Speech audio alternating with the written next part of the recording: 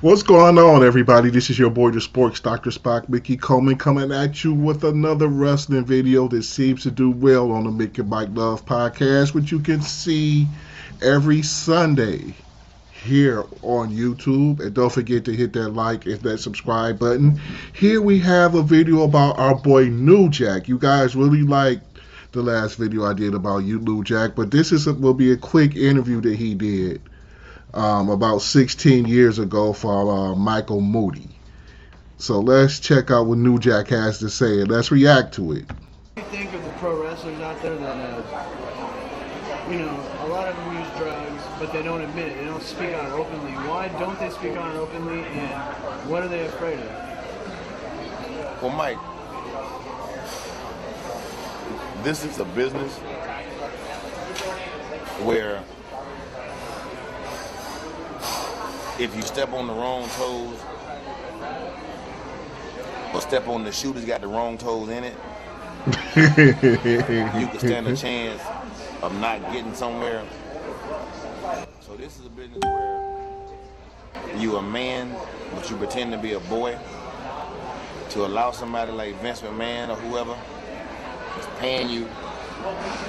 You can't say nothing against them or their company, because that's a policy. It's almost like being a cop. You know you got dirty cops, but you got to play the game. You understand? So this is a business where you got to play the game. Unlike myself. New Jack is what my buddy Wildfire Tommy Wrench would say is a rebel. You understand? I made a name for myself in this business years ago, and my name will carry on years after I'm dead and gone. He is absolutely right there, because people still talk about New Jack. And you can kind of see why he was never really in WCW or the WWE back then, the WWF, because he wasn't really one to conform to what they would want him to do. I don't think he ever had a problem doing jobs or anything like that, but he's not really willing to play the political game as much as another wrestler would. He's going to say what he wants to say. He's going to have, he's going to want more creative control than what they probably want to give him. But let's continue on. Go ahead, Jack. If I see it and it's wrong, if you ask me about it, I'll speak about it. Are there drugs in this business? Yeah. I don't mean prescription drugs, prescribed drugs. I'm talking about cocaine and marijuana and crack and acid and uppers and downers and in between. It's all in this business. Sounds like a party. And the majority of the cats in the business, they do something. They just won't admit it. Most of the cats in this business know somebody that's doing something, but they won't say nothing about it because they know that if the wrong ears hear it, then they can lose a job. Me, myself, I don't give a fuck.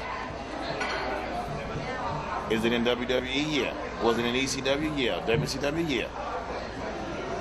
Puerto Rico and Japan? Yeah. But they don't want nobody to know. Puerto Rico and Japan. Have I ever You done can go it? there and make some money. Everything I goddamn mentioned. I don't do it as bad as I did, but at once upon a time, I was doing everything. They didn't give a fuck. But it was guys that was working with me that was doing it, and would beg me to not tell they was doing it. You know what I mean? There's a list of them. I done seen everybody in this fucking business almost do something one time or another. You know what I mean? Now, the only company is WWE. Not in this order, but it's WWE, it's TNA, it's IWA, which is in Puerto Rico, and it's everybody else. You understand? And then Japan. If you can't go to neither of the four, then you just ass out. You on the indie circuit, and most of the guys, unlike myself, that's on the indie circuit ain't making no money. So they gotta put up with the bullshit, okay? The whole drug situation is out of control. It's gonna always be out of control. You understand? It ain't nothing you can do to stop these motherfuckers. They gotta stop themselves. And most of them stop themselves by dying. You see, and it was in those years while he did this interview and a few years after that, there was a big problem with a lot of young wrestlers passing away. And that's why he just said what he just said. When they drop dead, then they ain't got to worry about it no more. I done lost a lot of cats in this business. And I'll continue to lose them. You know what I'm saying? Because drugs is just a part of the entertainment business, period. That's the best I can tell you on that one, Mike. Not just wrestling. You said the entertainment business. As he takes a sip of beer. Or next question. Whatever I shouldn't have asked you that, Mr. Motherfucking Producer.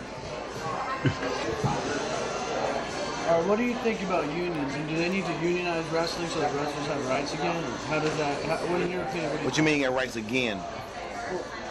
There ain't no such thing as having rights again. They never had rights. Wrestling never had rights, Mike. Unionizing wrestling, I'm gonna tell you what you'll do. You get a bunch of cats together. They want to storm in Vince McMahon's office and say, look, we demand this. And you know what Vince will do? He'll fire their ass and hire him some more motherfuckers and dress them up and look just like them and put them on his payroll. Boxing, you never see it unionized. Wrestling, you never see it unionized. You know what I'm saying? It just don't exist in this business. There's no such thing. That's a great dream and a great wish, but it'll never happen. It will never, never, never happen. Because in this business, you can be offered $1 million contract, but there's always a clause to it. And with the clause, they can give you 10 years or 5 years or 2 years, whatever, and they got a little hook, and then they get snatched away from you. So unionizing wrestling, bro, forget it. You remember when they did NWO and they had Hall and Nash and this and the other, and then Vince went and made Unibomb, which is now Kane, which is now whatever, one of the guys in the whole deal. He was trying to prove a point. I can dress anybody up to be you. You know what I'm saying? And that's what he did. You know what I mean? So it's a good idea to unionize, but I mean, fuck. If Vince McMahon says no, I don't want you to, I'm not gonna have that shit in my company, and he fire your ass, then where you going? TNA? You're right. TNA is now a Disney attraction. Fucking A. Alright? TNA is now considered a fucking Disney attraction. That tells you how goddamn far they going. TNA is a lot better now.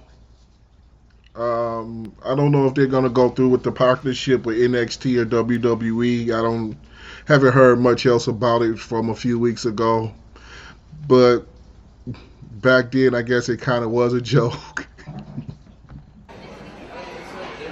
You can't go to Puerto Rico. It's an old video. And everybody I don't like come out, I'm gonna kill their ass. You go to Japan, get the fuck beat up by them motherfuckers, so that way you go. You know what I'm saying?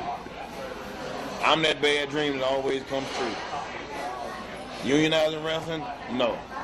You'll be like that motherfucker, what was the one they did? They said they buried in the goddamn end zone in fucking the Giant Stadium? The Mafia guy. Not Gotti, the other motherfucker. Hoffa? Jimmy Hoffa? He was a unionized motherfucker. Yeah. Anyway, Hoffa, you talk about Jimmy Hoffa. They didn't. Yeah, they ain't found him. Unionizing wrestling? That's like trying to mix oil and water. Oil and water. Forget it. It will not mix. Well, let me ask you this then. Let's say Vince won't let people unionize, all right? What can he do for the wrestlers, like paying medical bills, doing simple things like that a union would offer that he doesn't already offer? What can he offer now that he doesn't already? He wouldn't have to unionize, but it still would be a better. They get their bills paid when they get hurt. Do they? Any company. I mean, fuck, if I go out and get hurt for a fucking company, on the indie circuit, they pay my bills. They don't have no goddamn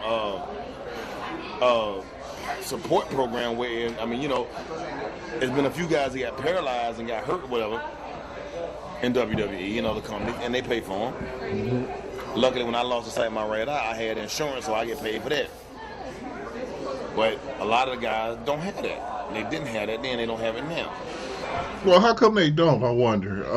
Now he did that when he was in ECW, and I guess he had the type of matches he did. I guess he was smart to have the insurance. that took care of him while he was out when he hurt himself. I guess the day he died, he couldn't see out his left eye, I believe.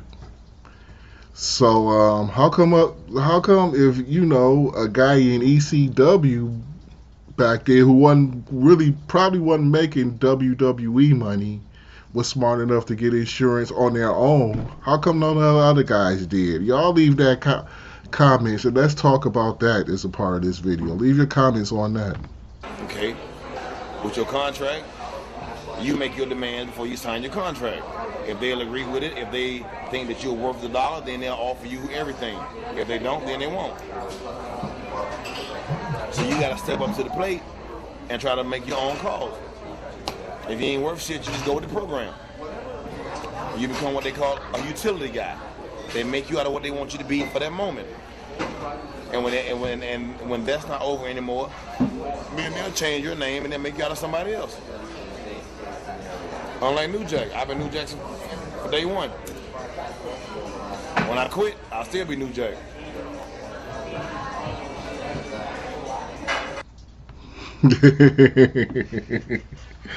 Man, that's another interesting video from New Jack. I'll probably be doing a few more New Jack videos in the upcoming weeks.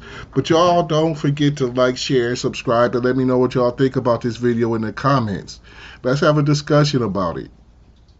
And let's keep the discussion going about this. Like I said, this is your boy, the Sports Doc Spock from Sports Doc Spock Radio and the Mick and Mike Love Podcast. Once again, don't forget to subscribe, and we'll see you guys on Sundays.